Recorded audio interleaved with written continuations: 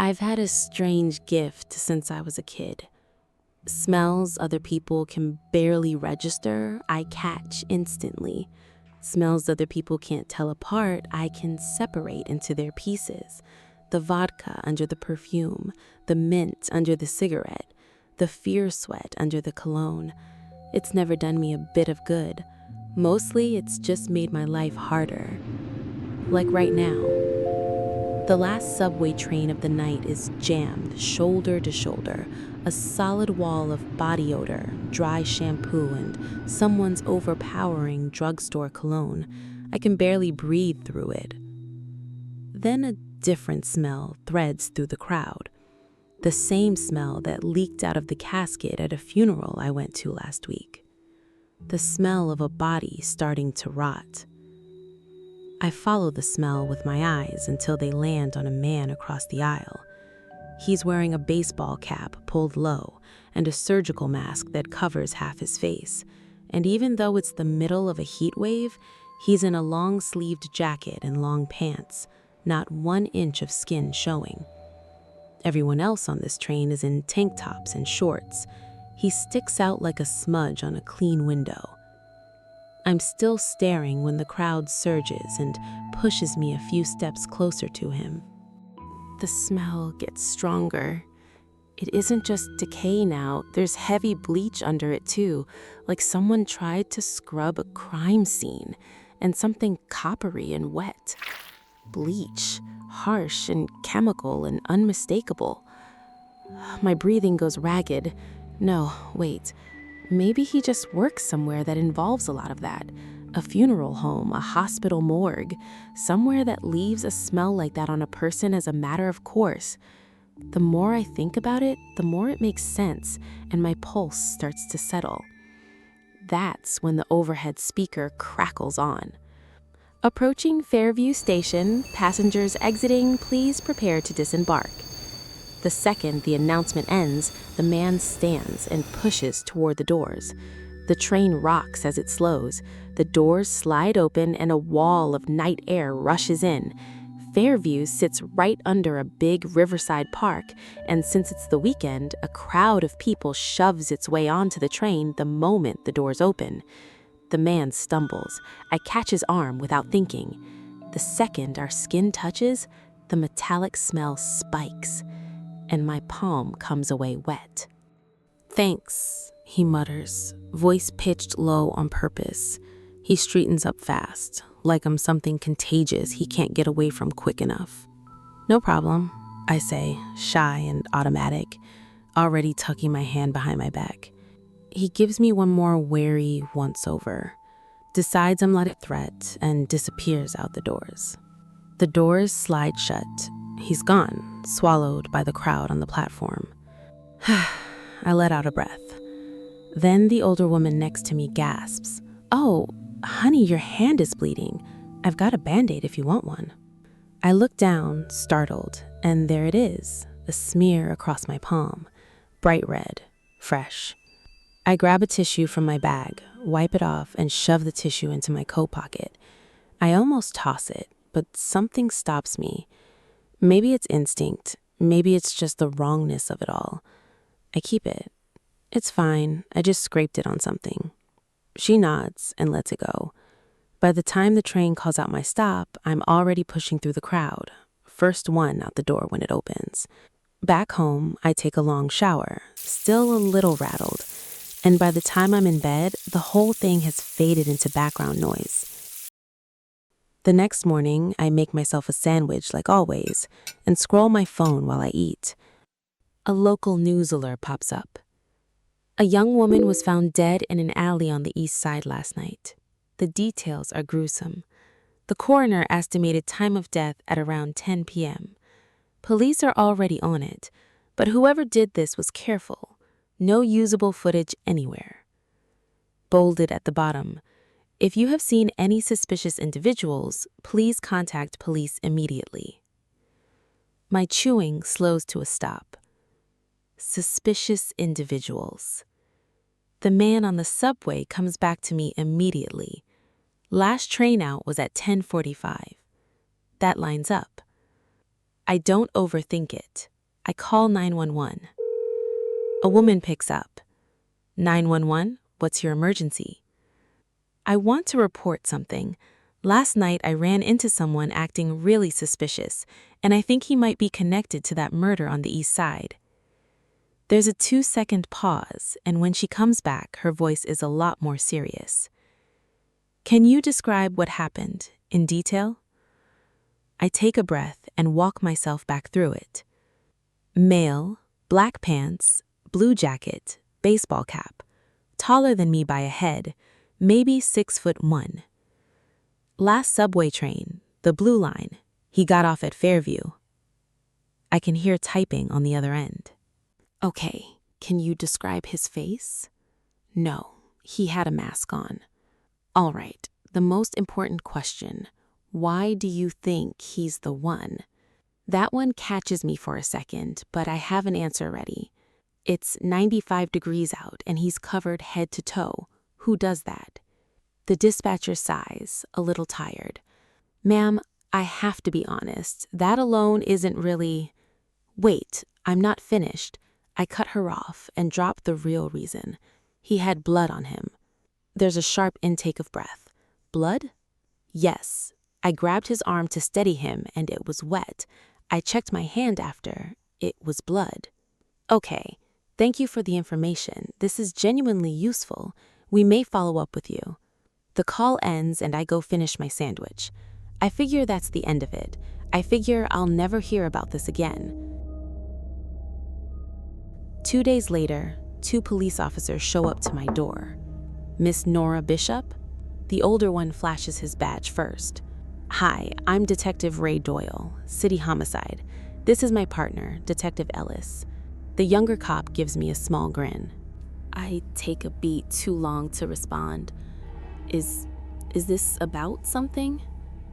Doyle nods at my apartment. Mind if we come in for a minute? I step aside and wave them in. Of course, please. They settle on my couch, eyes doing a slow, unhurried sweep of the room while I go get water. Doyle takes a glass, sips it, and studies me for a long moment before he finally gets to it. You're the one who called in the tip 2 nights ago, correct? So, this is what it's about. Yes, that was me. Doyle catches me tensing and softens his tone. You don't need to worry. This is routine, that's all. Easy for him to say. This is the first time I've ever had police in my apartment. My nerves aren't exactly cooperating. He taps 2 fingers on the coffee table. Here's the situation. We got a lead on a suspect fast after your call, but this guy is disciplined, disguised himself, avoided every camera, even paid cash for his subway fare. That level of care makes us think he's very possibly our man. My stomach drops. You caught him? Doyle's face goes grim. He shakes his head. No. Cameras had him walking into an old apartment complex, and then he's gone. We canvassed the building. Management says nobody matching that description lives there, and honestly, it's mostly elderly residents, almost no young tenants at all. His brow furrows. Miss Bishop, the real reason we're here, is there anything you might have left out? Anything at all, even something that felt too small to mention? Sometimes the detail a witness barely notices ends up being the piece that cracks a case. I go quiet for a second, and then it hits me. Actually, yeah, hold on. Both their faces light up before either can say a word, and I'm already up and heading for my bedroom. I come back with a small bag. Officer Ellis looks confused. What's this? This is the blood I got on my hand from him. It might help. I pull out the tissue with the blood stain and set it on the coffee table. Doyle's tired eyes snap wide awake. Ellis, what are you standing around for? Bag it. Right, yes, sir. Ellis pulls on gloves fast and seals the tissue into an evidence bag. Doyle looks like he wants to sprint the sample to the lab himself. He's on his feet in an instant. Miss Bishop, thank you, really. We won't take up any more of your time. I stand too, waving him off. It's nothing, I should have mentioned it earlier. On his way out, Doyle hands me a card. If you remember anything else, call this number. I will, Detective. I glance at the card. Detective Ray Doyle, Homicide Division, and slide it into my pocket. After they leave, I sit on the couch for a while. When my stomach finally growls, I head for the kitchen. The fridge is empty. I don't feel like going out, so I order delivery on my phone. It's dinner rush, so the app says at least 30 minutes. Enough time for a shower, I figure.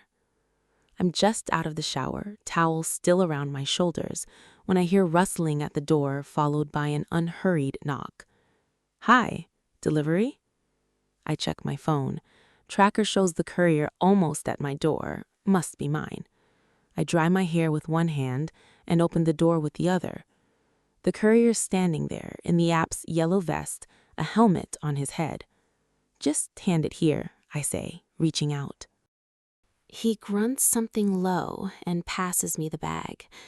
His fingers brush my palm, ice cold, and for no reason at all, I shiver. Then the smell hits me. Familiar. My hand freezes mid-towel dry. I look up at him without meaning to. He keeps his head down, the helmet visor pulled halfway, his face nearly impossible to make out. I'm about to step closer, try to get a look at him properly, when the elevator chimes behind him. The doors start to slide open. He tips his helmet lower, says, "Enjoy your meal," and disappears into the elevator before it's even fully open. I stand there, staring at the closing doors, then take a breath and shut mine hard.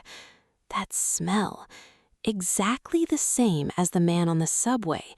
Is the killer following me? I drop the delivery bag on the counter and dig Doyle's card out of my pocket. It rings a long time before he picks up. This is Ray Doyle. His voice is heavy with exhaustion. I don't even wait. Detective, it's Nora Bishop. He was just here. Nora Bishop? There's a pause while it clicks. Who was just where? The subway guy. He came to my apartment. A chair crashes over on his end. What? Walk me through exactly what happened. I lay it out for him fast. When I'm done, the panic in his voice from a minute ago has evened out into something more careful. He's quiet for a second. You're saying the delivery driver and the guy on the subway were the same person? Yes. I'm pacing my living room, too wound up to catch the shift in his tone. Doyle seems to walk somewhere quieter. The background noise on his end drops away. Miss Bishop? His voice comes through low and even.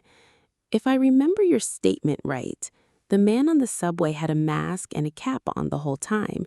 How exactly did you know he and this delivery guy were the same person? Damn, I forgot about that part.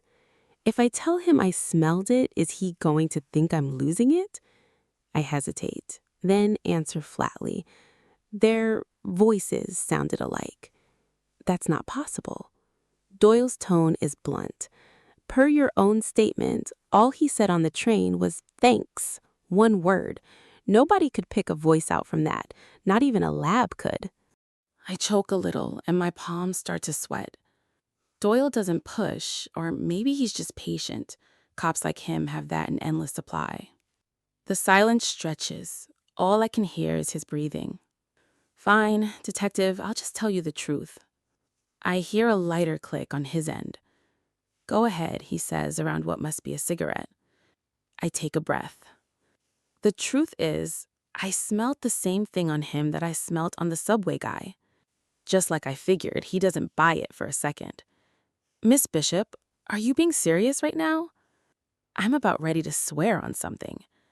I'm dead serious. My sense of smell has always been really strong. Anything, if it's in front of me, I can pick it apart. Like a bloodhound? That stings, and my first instinct is to argue, but honestly, he's not wrong.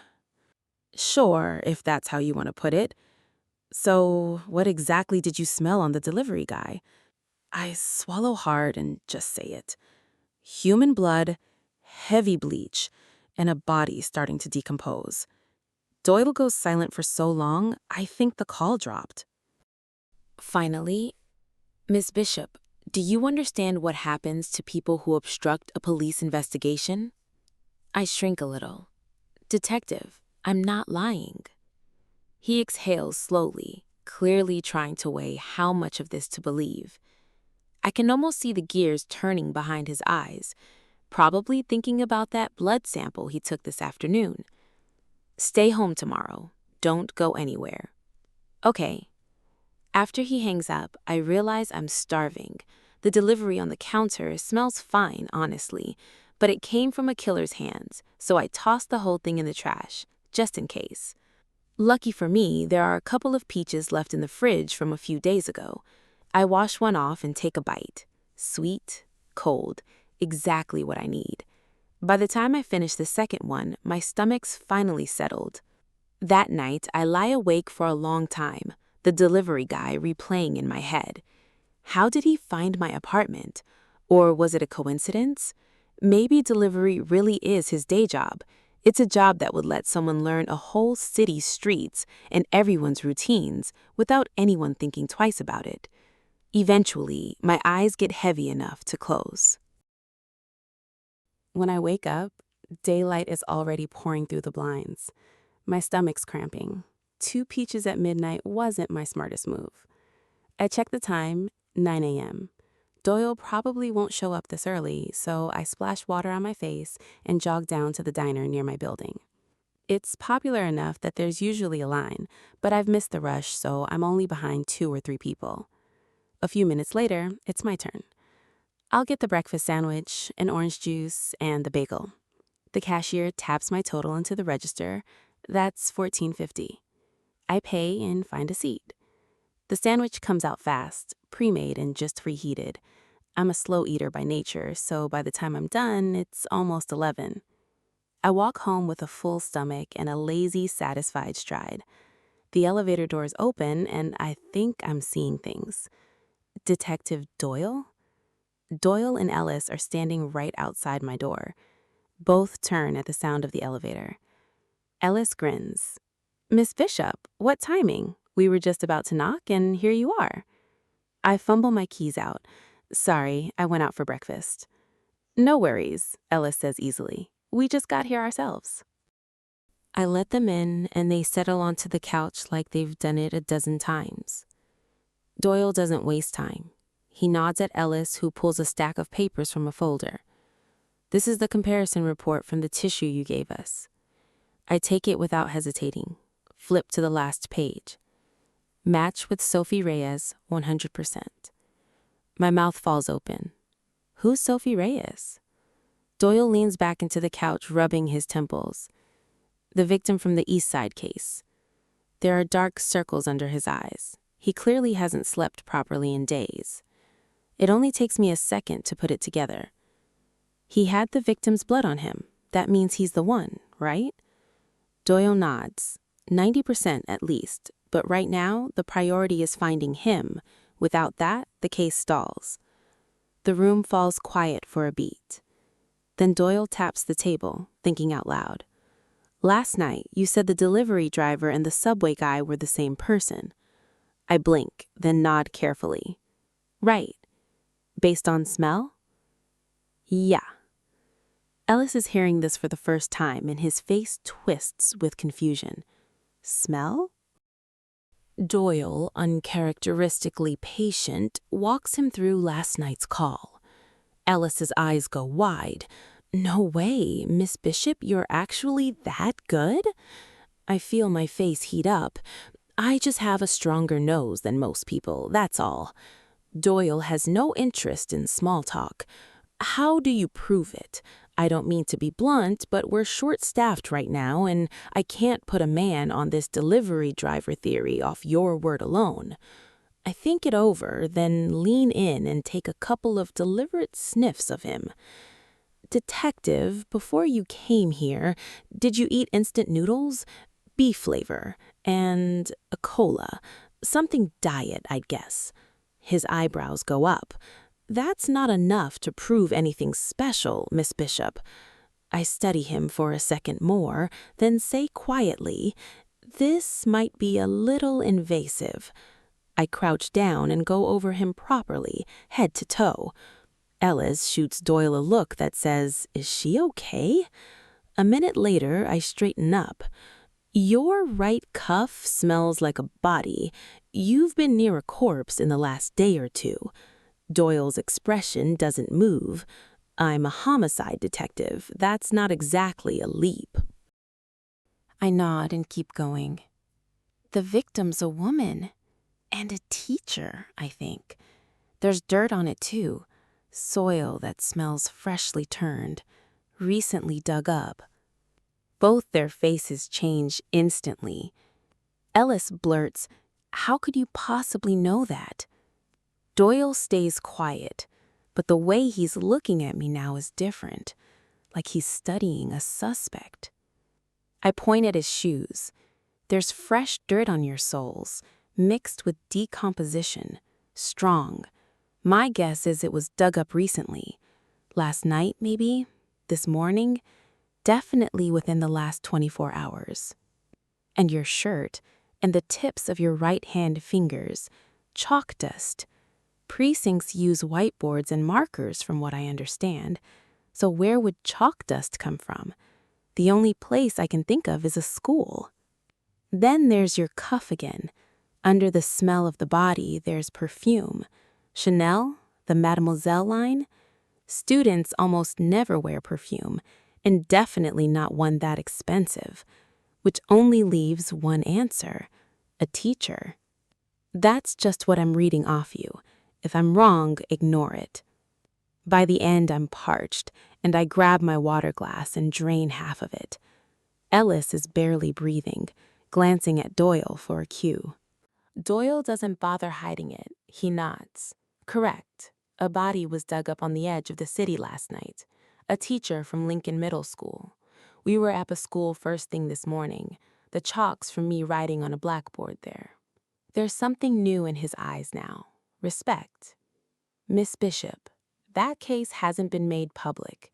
The only people who'd know those details are the killer, or apparently someone with a nose like yours. I'm leaning toward believing you have the real thing." The knot in my chest finally loosens. "Thank you for trusting me." Doyle cuts in, sudden and sharp. "You're certain the delivery driver and the subway man are the same person, right?" I hesitate, then nod.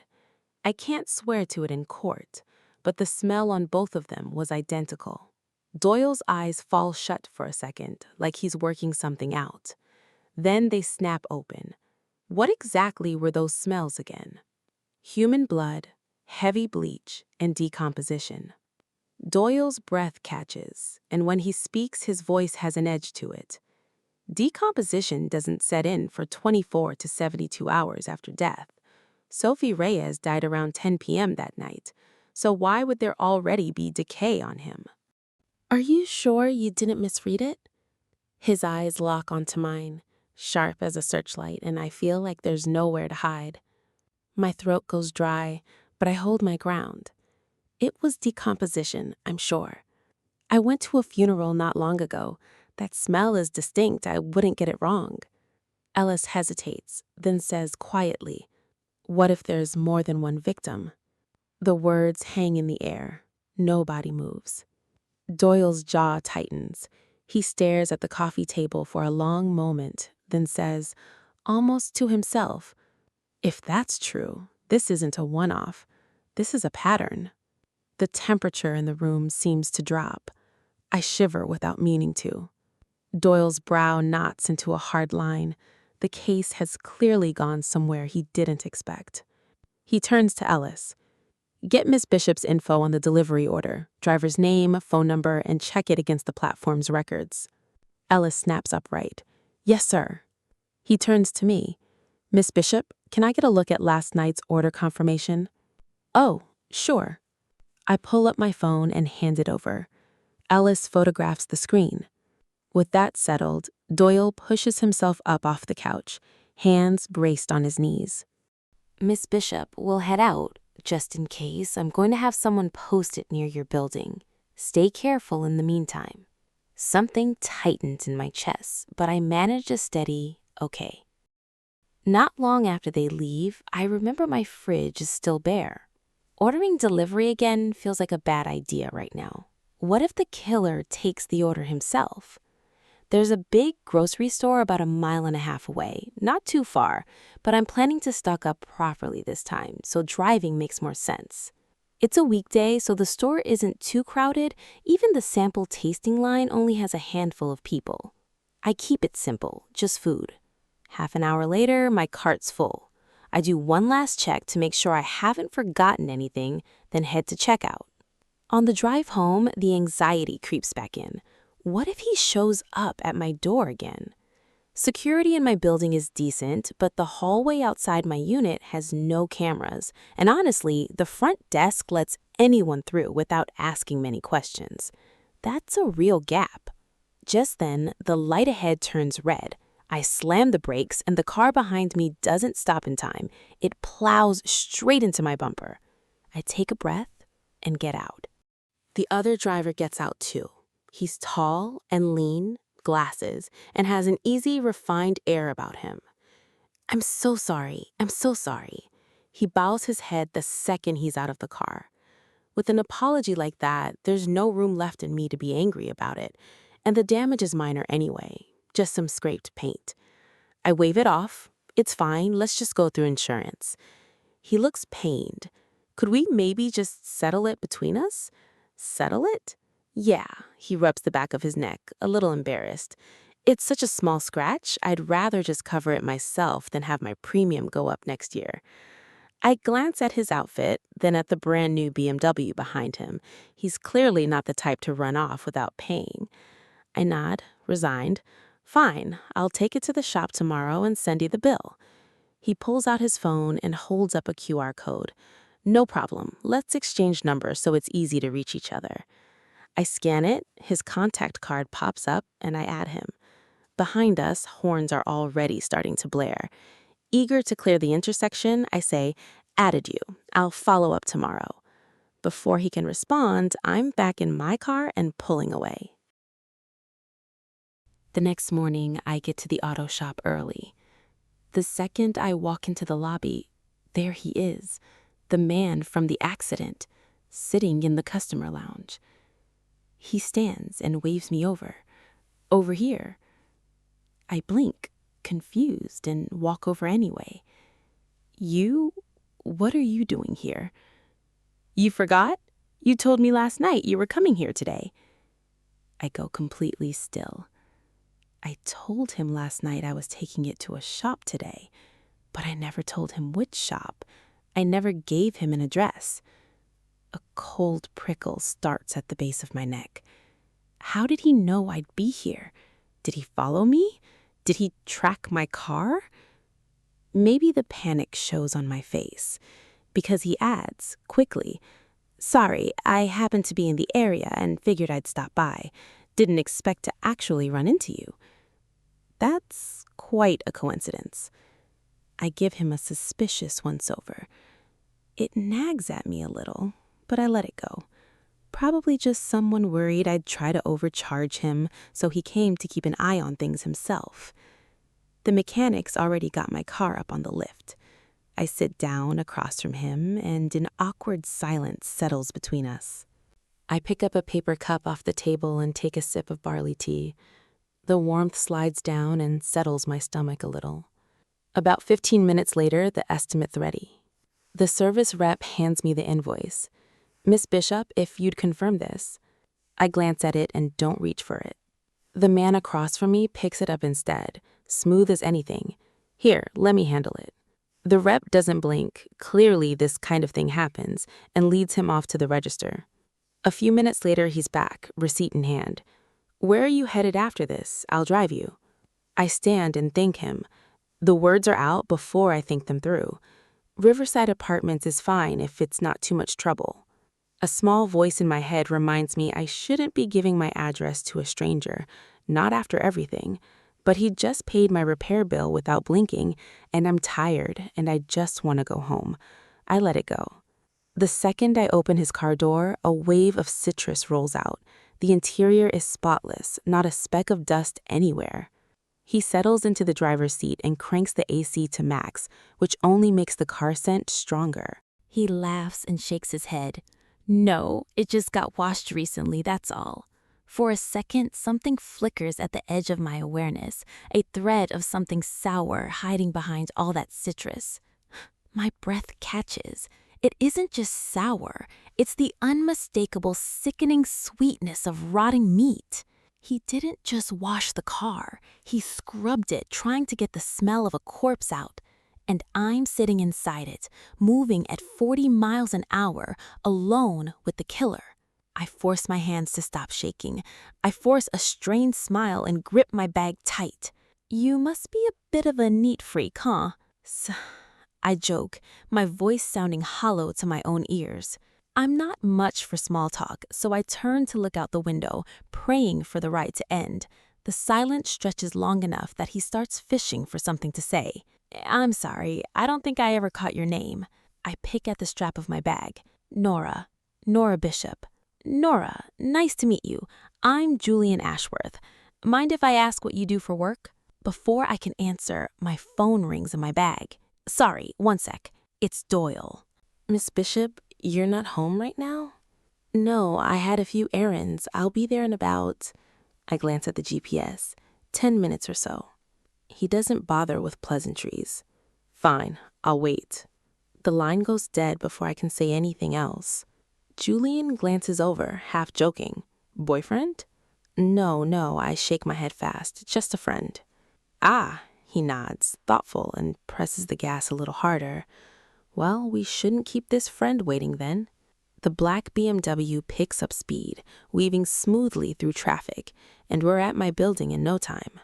I unbuckle and thank him. Thanks for today. I should get going. Julian's mouth curls into a smile, his glasses catching the sunlight. Don't mention it. I nod, step back to let him pull away, and watch the car disappear before heading in, remembering Doyle still upstairs waiting. I step out of the elevator to find Doyle and Ellis leaning against the wall. Ellis perks up when he sees me. Miss Bishop? I nod and unlock my door fast. Come on in. Doyle gives me an odd look but says nothing and follows me in. He doesn't waste time getting to the point. Miss Bishop, we looked into the delivery driver. He's clean. I wave them toward the couch, grab 2 drinks from the fridge and hand them over. So he's not our guy? Ellis cracks his open and drinks half of it in one go, then sighs, satisfied. I checked. The man who actually showed up at your door that night wasn't the driver at all. Not the driver? Then who was it? Ellis pats the cushion next to him. Sit. Let me explain properly. I sit. He pulls up his phone, scrolls to a photo, and holds it out. This is the guy who actually took your order. Ring a bell? The man in the photo has sun-darkened skin from years outside, small and wiry, nothing like the man who handed me my food. I shake my head. That's not him. Ellis slaps his knee. Exactly, because it's not the same person at all. The real driver's name is Marcus Webb. According to him, he took your order, and while he was waiting on your floor for the elevator, another delivery guy happened to be there and offered to run the bag up for him. Did he get a look at the guy's face? Ellis shakes his head. No, mask and helmet the whole time, no visibility. All Marcus could say was that the guy's skin was pale, and he didn't really move or talk like someone who does deliveries for a living. Doyle's been quiet through all of this, head down working something over. He must have followed you home from the subway that night, Doyle says finally, more to himself than to us. The thought makes my skin crawl. I can't help asking, is that the only reason you came by today? Ellis's smile falters. He glances at Doyle, then at me, and shifts to the far end of the couch. Doyle absently reaches for a cigarette pack in his pocket, thinks better of it, and puts it back. Actually, we're here to ask you for a favor. I go still. A favor? He nods. The killer dressed himself up as a delivery driver specifically to get close to you. That means you're already a target. So what do you want me to do? Doyle nods at Ellis, who reaches into his bag and pulls out a micro transmitter. Doyle slides it across the table. This is a micro transmitter, two-way audio, live location tracking. His face is grave, and I already have a bad feeling about where this is going. Is this guy dangerous? Doyle nods, heavy. You remember the teacher from Lincoln Middle and Sophie Reyes? The lab found the same sedative in both bodies, same compound, same dosage. We're starting to think this is one killer. He adds quickly, it's not confirmed. The cases haven't officially been merged yet, but there's pressure from above to close this fast. I go cold, and I look right at him. You're here to ask me to lure him out. Doyle nods, then immediately shakes his head. Not exactly. I do want to use you to draw him out, but you don't need to do anything obvious. That would tip him off instantly. Just live your life like normal. I've been doing this job a long time. I know how minds like his work, especially the smart ones. They're arrogant, they don't value human life at all, and you're the one he's fixated on. He won't give that up easily. But I promise you this, whether you agree or not, until he's in custody, I'll have a rotation of officers watching your building around the clock. He watches my face carefully while he talks. He wants to know if I'm willing to take this risk. My life is what's on the table here. If I say no, he won't hold it against me. I sit with it for a long moment, then close my hand around the earpiece. Detective, I'll do it, but there's something you need to know first. His face relaxes slightly. What is it? I take a breath. I think the killer's already found me. Or he's already started closing in. Doyle's breath catches. Ellis is on his feet before I even finish. I lay out everything from the last 2 days. The accident, Julian, all of it. Doyle listens, tapping the table without seeming to notice he's doing it. So you think this Julian Ashworth might be our man? I didn't think that way at first, not until I got in his car. Doyle's brow lifts. Something off about the car? I nod. The car had definitely been cleaned and disinfected, but you know how it is. The smell of a body doesn't disappear easily, especially in a small, sealed space. Ellis pounds the table. What are we waiting for then? Let's bring him in. Doyle shoots him a flat look. Bring him in on what evidence? Ellis deflates. Bring him in for questioning, at least. Maybe something shakes loose. That'll just spook him. Doyle starts thinking out loud, working through the killer's psychology. He knows we're already investigating, and he's still bold enough to keep hunting. That tells me he's someone who thrives on risk. But people like that have a fatal flaw. They think they're smarter than everyone else. He finishes with a thin, humorless smile. I ask, so what do I do next? Nothing. Wait for him to come to you. What if, hypothetically, he doesn't? He will. Doyle's voice is absolutely certain. He'll come find you. I'd bet my badge on it. 2 days later, sure enough, Julian invites me out. The location is a tea estate about 30 miles outside the city, built into a hillside. Apparently, you can sip tea and take in a view of the whole valley at once. The place is nearly full when I arrive. A few tables are busy taking photos. Tourists here just for the pictures, it looks like. The host leads me to a window table. Julian's already there, back to me, brewing tea, moving with an easy, cultivated grace. Mr. Ashworth? I walk up and greet him. He looks up right away. Nora, sit. I just finished brewing. He hands me a pale jade-colored cup, amber tea swirling gently inside, and against it his pale hands look even finer. This is the house specialty. Try it. Tell me if you like it. I take the cup and lift it to my nose first. A thread of clean, delicate fragrance rises up, easing something in my chest. Under his gaze, I take a small sip. Rich, layered. That's good. He smiles. I'll have them pack you a few bags to take home. I trace a finger along the rim of the cup. You seem very familiar with this place. He looks a little sheepish.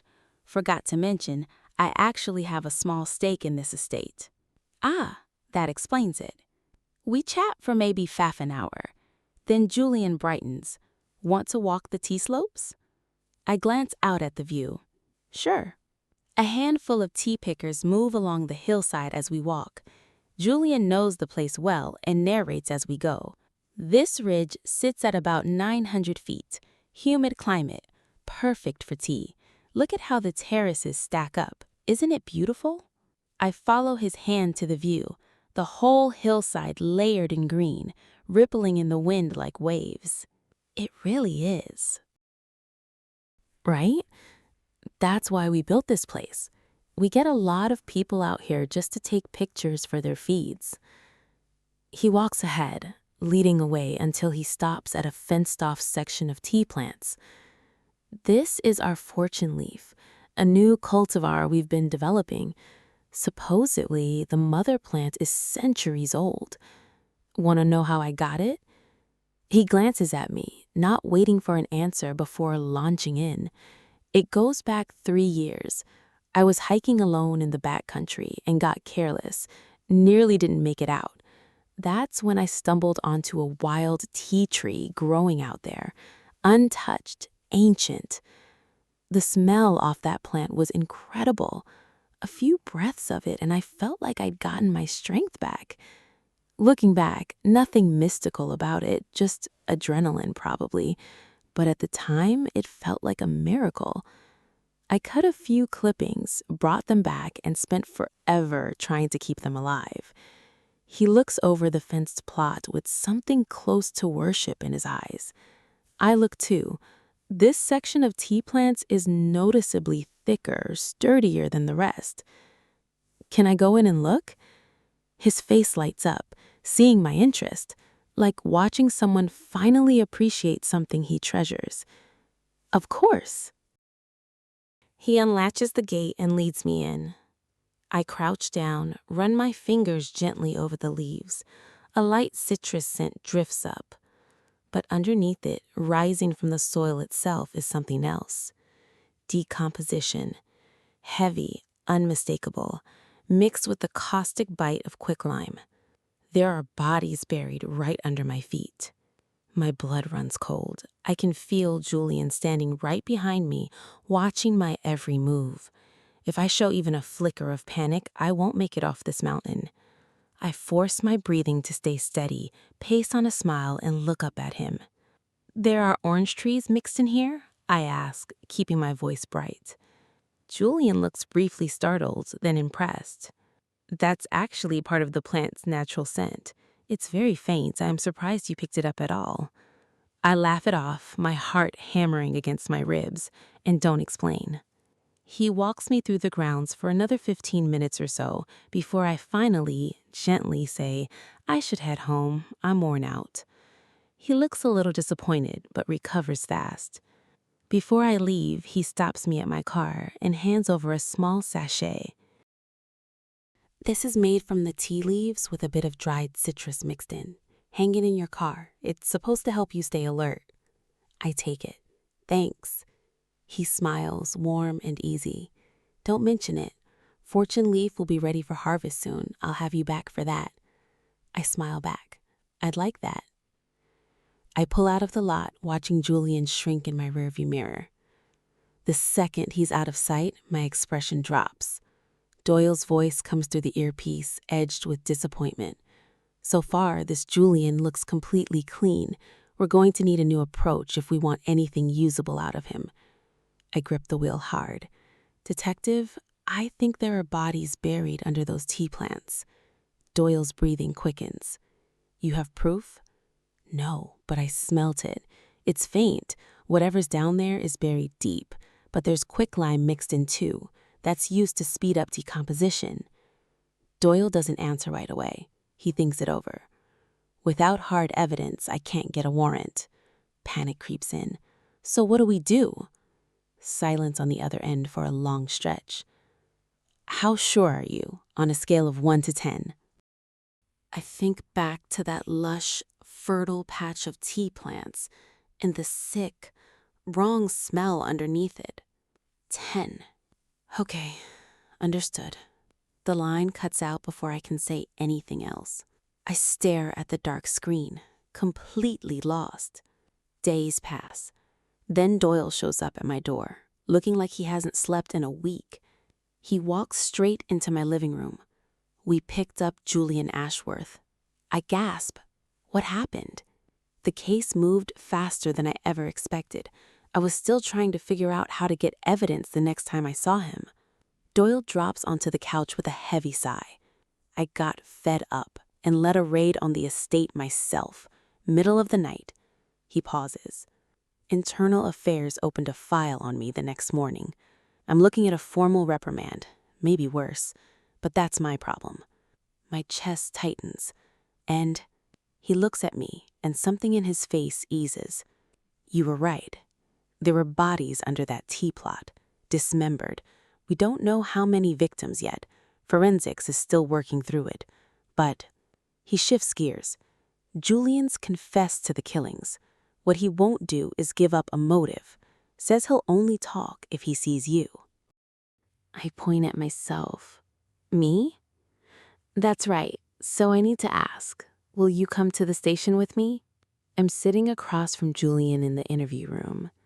He looks worn down, days older than when I last saw him, stubble coming in along his jaw. I clear my throat. I heard you wanted to see me. Julian studies my face, finally voicing something that's clearly been eating at him. I thought I was flawless, and every single time you caught me. How? I stay quiet for a beat. I'll tell you, but you answer my question first. His brow furrows, but he leans back in his chair. Go ahead. Why did you do it? What was the motive? For my fortune leaf, obviously. It can't survive without the right nutrients. His face turns almost reverent when he talks about the tea tree. And the teacher from Lincoln Middle? Why not bury her in the plot too? Julian's face twists with distaste at the memory. I thought she'd be perfect for the tea, but after I killed her, I realized her body was polluted with antibiotics and cheap perfume. It would have ruined the soil. I had to dump her in the woods and scrub the whole processing room with bleach. Bleach. The harsh chemical smell from the subway snaps into place. And Sophie Reyes? She was that teacher's student, the one the school was funding, sharp kid. After her teacher vanished, she started poking around on her own. Found something that connected me to the school. I still don't know exactly what. Showed up at the estate one night and told me she'd go to the police. He shrugs, like it's obvious. I couldn't let her walk out of there. He says all of this without a flicker of remorse, not even fear. Just mild irritation, like the interview's dragging on too long. Your turn now. I've already covered everything Doyle asked me to. No point holding back anymore. I smelled it. I add, before he can misunderstand, my sense of smell is stronger than a normal person's. Realization spreads across his face. That explains it. You found the plot by smell, too, didn't you? I buried it so deep, even a dog probably wouldn't have caught it. What a shame. His expression shifts into something almost unhinged. I was actually planning to kill you in the next few days. You're clever. Fortune Leaf would have loved that. Same face as before. Completely different person behind it. I shiver without meaning to. Right then, the door behind me clangs open. Doyle steps in and claps me on the shoulder. That's enough. Let's get you out of here. A female officer walks me to a break room. Seeing my face, she pours a cup of warm water and offers, gently, That man's not right in the head. Try not to let it get to you. Want me to set you up with someone to talk to? I shake my head. I just need a minute. Doyle comes back not long after. He waves from the doorway. Let's go. I'll drive you home. Doyle's a lifelong smoker and his car reeks of it. I wrinkle my nose but don't say anything and climb in. He's spent decades reading people for a living. Of course he catches it. Partway through the drive, he cracks the windows, letting the wind pour in and thin out the smell. Command knows about your ability now. They want me to bring you on with the department, officially. Any interest? I glance over at him, surprised. His face is serious. This isn't a joke. I fidget with my fingers. Sorry, I don't think I could handle the pace of full-time police work. From the way he nods, I can tell he expected that answer. What about consulting then?